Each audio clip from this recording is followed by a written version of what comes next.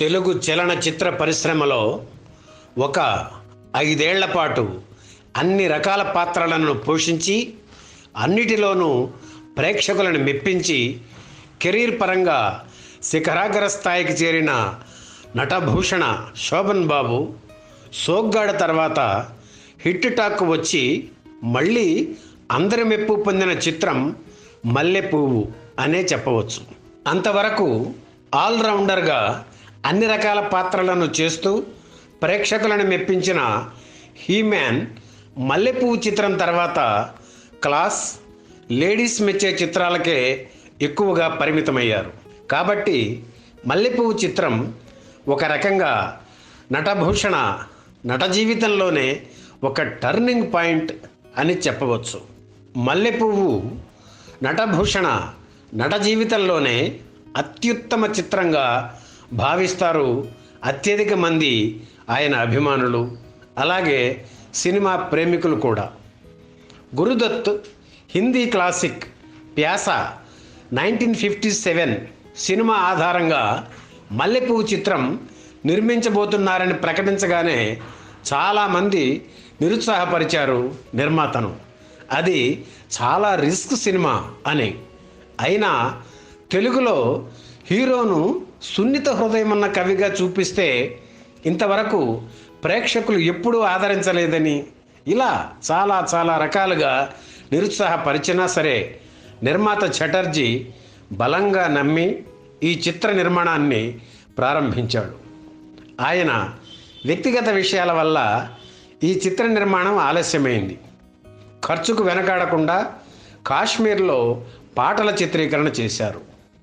సినిమాలో హీరోను చూపించిన మొదటి సన్నివేశంలోనే హీరో సున్నిత మనస్తత్వాన్ని దర్శకాగ్రజుడు వి మధుసూదనరావు చిత్రీకరించిన విధానం అద్భుతం.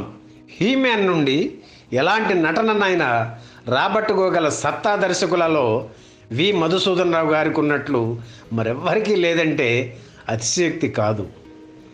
వీరాభిమన్యు అయినా, మనుషులు మారాలి అయినా, కళ్యాణ మంటపం అయినా, జేబు దొంగ అయినా క్లాస్ మాస్ తేడా లేకుండా ప్రేక్షకులందరి ఆదరణ హీమ్యాన్ పొందగలగడంలో మధుసూదనరావు గారి పాత్ర కీలకమని చెప్పాలి.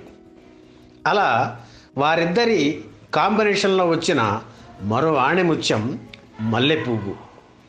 వేశ్య పాత్రలో లక్ష్మి మరపురాని నటనను ప్రదర్శించింది. అలాగే మరో హీరోయిన్ జయసుధ చక్కటి నటనను ప్రదర్శించింది.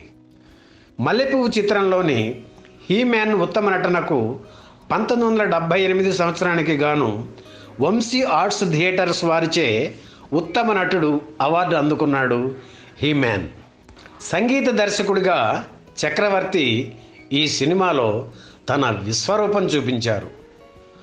మల్లెపువ్వులా వసంతం మా తోటకు వచ్చింది, చకచక సాగే చక్కని బుల్లెమ్మ, చిన్న మాట ఒక చిన్న మాట, ఓహో లలిత నా ప్రేమ కవిత, నువ్వు వస్తావని బృందావని ఆశగా చూసే, ఎవరికి తెలుసు చితికిన మనసు, మరో మల్లియ కన్నా తెల్లనిది, ఇలా ఒకటేమిటి సినిమాలో అన్ని పాటలు హిట్టే.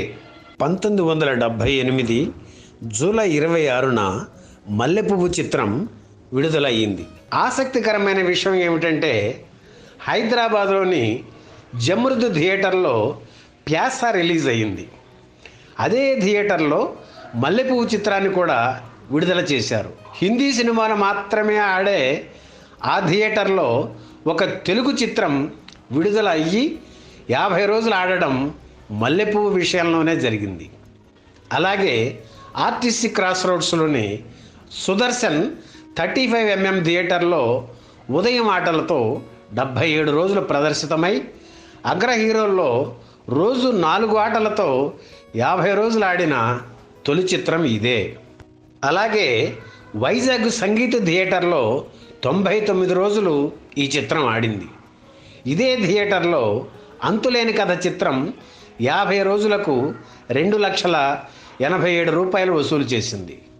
మల్లెపువ్వు 3 లక్షలు, 79 రోజులకు 4 లక్షలు వసూలు చేయడం విశేషం. గుంటూరు ఏరియాలో 4 కేంద్రాల్లో అంటే గుంటూరు, తెనాలి, ఒంగోలు, చీరాలల్లో డైరెక్ట్గా 50 రోజులు ఆడిన చిత్రం మల్లెపువ్వు. ఈ వీడియో మీకు నచ్చితే లైక్ చేయండి, షేర్ చేయండి, వెంటనే సబ్స్క్రైబ్ కూడా చేయండి.